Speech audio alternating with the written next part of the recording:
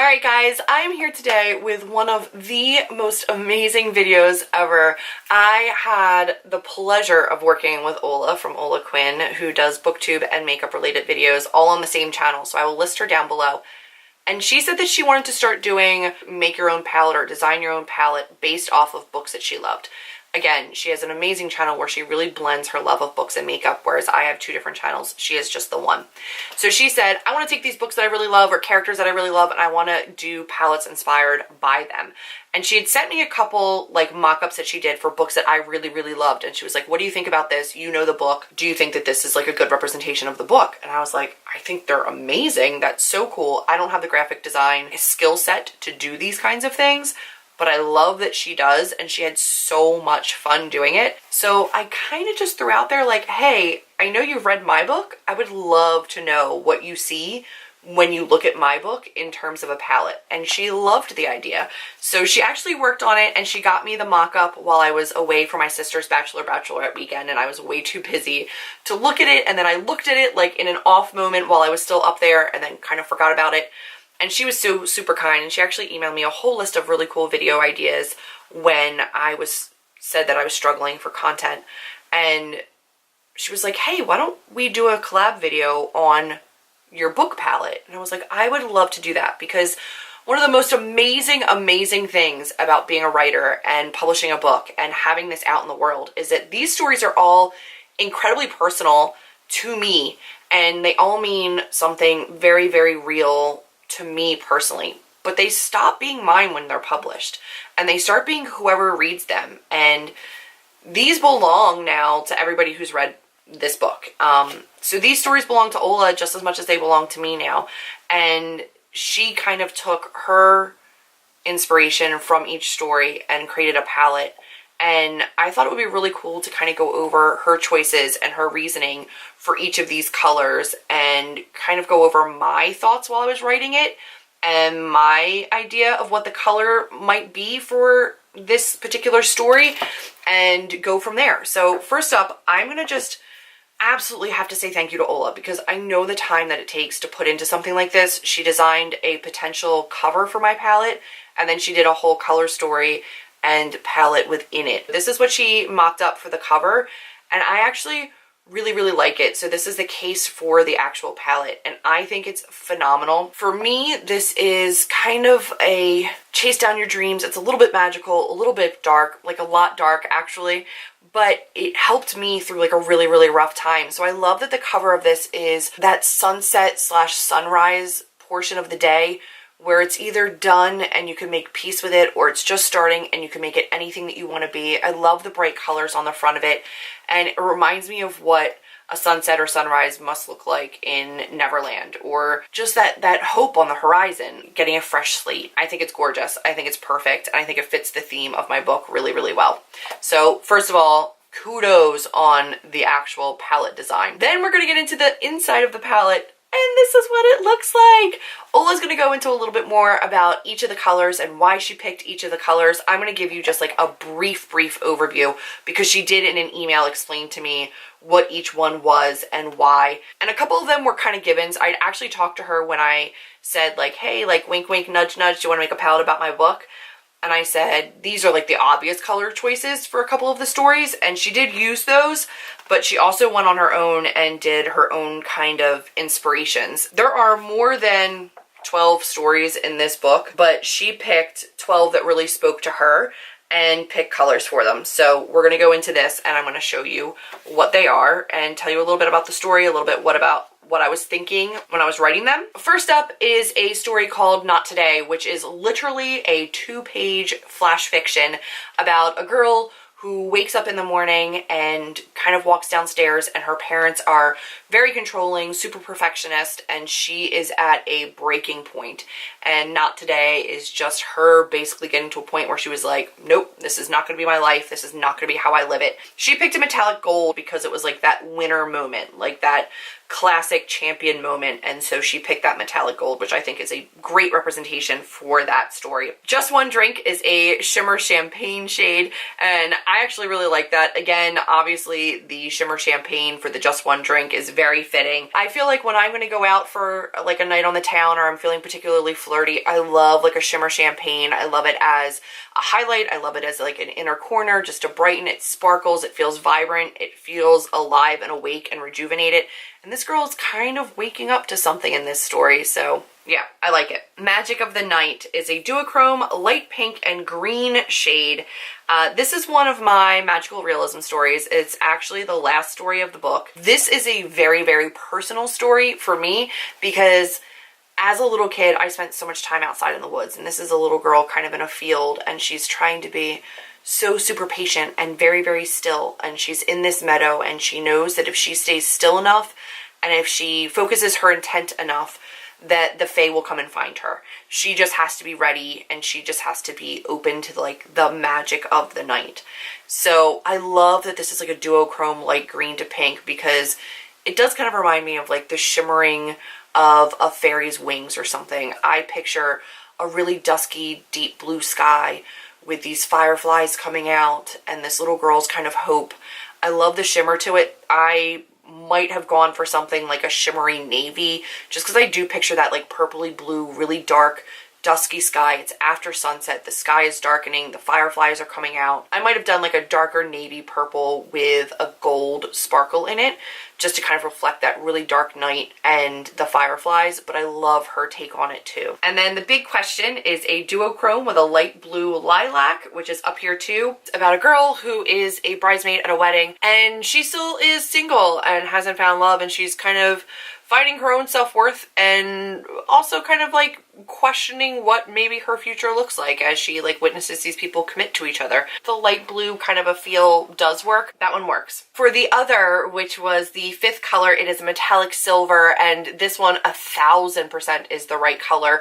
This one is about almost like a mirror universe, and the mirror kind of aspect of it would absolutely read silver. This one for me is terrifying. Like, it actually is a nightmare that I had as a child a lot, and even into my adult years, and it was a recurring nightmare. So I would have this nightmare frequently, where I would pass by my bathroom and look into the doorway and see myself, and then we would be like swapped, and I wouldn't be able to leave. Like, I wouldn't be able to get out, and I'd be stuck somewhere. But I would say definitely on the more gunmetal silver reflectiveness than like a true silver, because of the darkness of the story.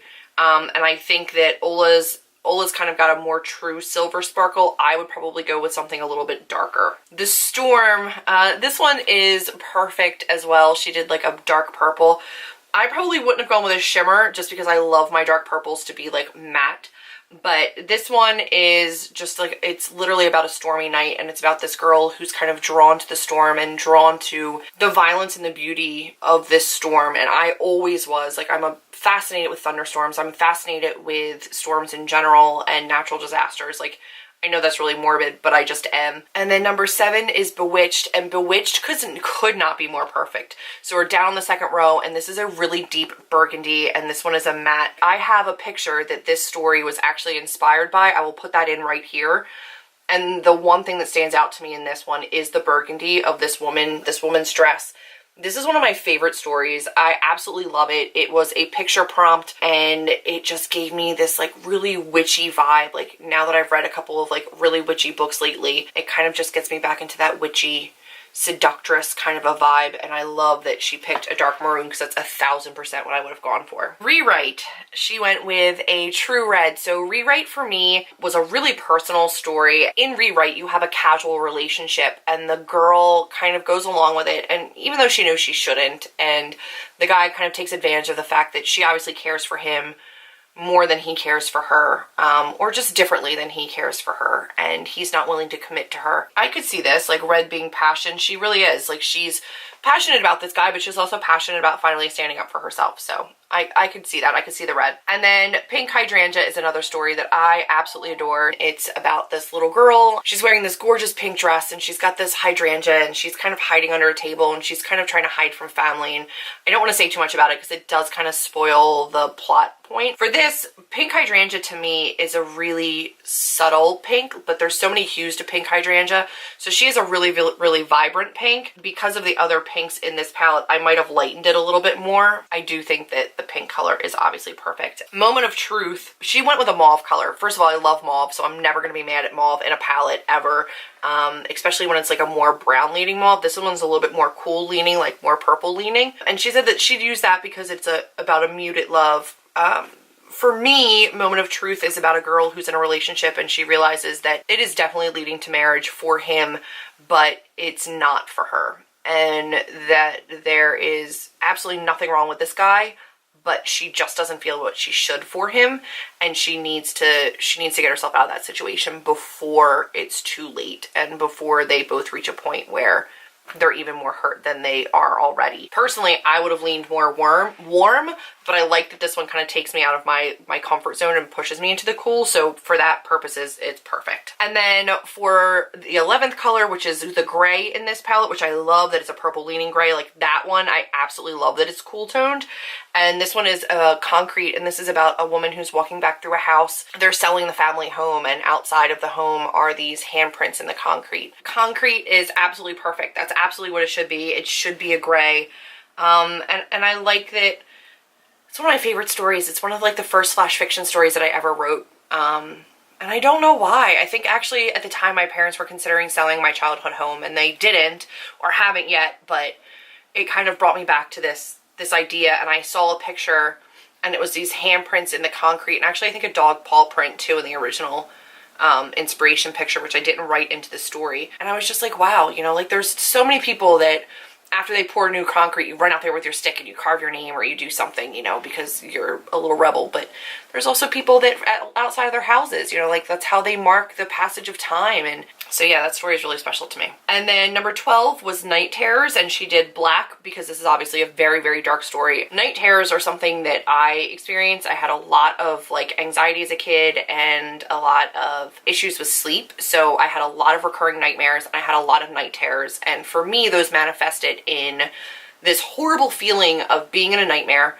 knowing that there's something in my room, like there's a killer or there's something here, and trying to wake myself up, my body won't move. And I would try to like move a toe or move a finger, just something to wake myself up. And I would finally do that and wake up and be like, oh, thank God. And then I would still see that presence at the bottom of my bed or in the corner of my room, and then freak out again. And then finally in the panic realize I'm still sleeping, and then have to wake myself up again.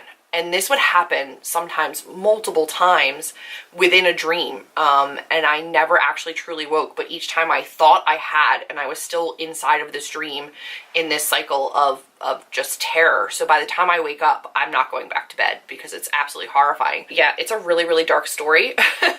And so the matte black absolutely is fantastic, and there should always be a matte black, so I like that. In terms of a palette, I think that we have a top row of all shimmer, a bottom row of all matte. I love that delineation. There are a couple that I might have swapped out just a little tiny bit, but in general, this one definitely pushes my boundaries. I loved Ola's take on this. Like, her notes for me on what she got out of these stories was so touching, and I really, really do look forward to kind of watching her video and seeing what she thinks about each of these stories as she goes through. She actually, while she was making this palette, reread the book and reread the stories to determine which one she wanted to use and which colors she wanted to use. And for me as a writer, that's one of the greatest compliments she could have given me, was that she wanted to reread it and she wanted to spend her time dedicating herself to thinking this deeply on each of my stories. I love what she came up with. Like, I really, really do. And I don't know how much use I get out of, like, some of the pinks. The mauve for sure. The red, like, the rewrite and the pink hydrangea, I'm not as sure about how much I would use that. But I've been wrong in the past, and I've used those colors when I really didn't think that I was going to. I think my favorite colors that she went with are Concrete. I love the tone of that. I love A Moment of Truth. I love Bewitched. It's absolutely perfect. I like Not Today and Just One Drink as well. I think they're very, very fitting for the stories. And Magic of the Night, like I said, I love her interpretation of it. I would have gone a completely different way and done like a navy blue with a sparkle in it. I absolutely love what she did also. And then I really like how hopeful and how bright she took the big question, because it can be a really dark story.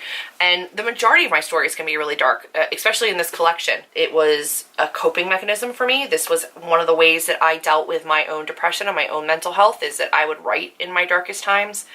And a lot of these stories came from those really dark times, but there's absolutely still a complete message of hope within this book and empowerment within this book as well. And I love that that is reflected in the actual cover art that she went with. So just a huge, huge thank you to Ola for actually putting this together. Thank you to you if you sat through this and watched this, because I know you don't know the stories, or the majority of you probably don't know the stories, but to see my book put into a palette and to see the way that they were reimagined is really, really gorgeous to me. And I loved taking the time out to sit down, go over Ola's notes, remember what I was thinking when I was writing these, and then share them with you. For me, this is absolute perfection. I will save these pictures and this email from her for forever, because it is one of the highest compliments I can get as a writer and as a makeup lover. So thank you so much again to Ola. And if you're interested in buying my book and reading it for yourself, I will have it linked down below. My book is available literally everywhere you can buy books. It's on a Book Depository, it's on Amazon in multiple different countries. I think there's a couple countries you can't get it on. It's also available on Barnes & Noble. Grab it in print, no problem. This is the new one, so when you're ordering, make sure that it says flash fiction and poetry and not short stories. And you'll get my little purple hair face on the back and some updated information, because there are two versions. There was an older version and then this one. This one's got some really awesome blurbs on the back from other readers, and it's my baby. And I'm currently working on another book, and that rewrite is going really, really well. But this will always be my first published work, and I will always have a special place in my heart for it. Thank you to everybody who has read it and kept a special place in their heart for it as well. That's it for this video. If you liked it, be sure to give me a big thumbs up, click subscribe, and I will see all of you in my next video. Bye, guys.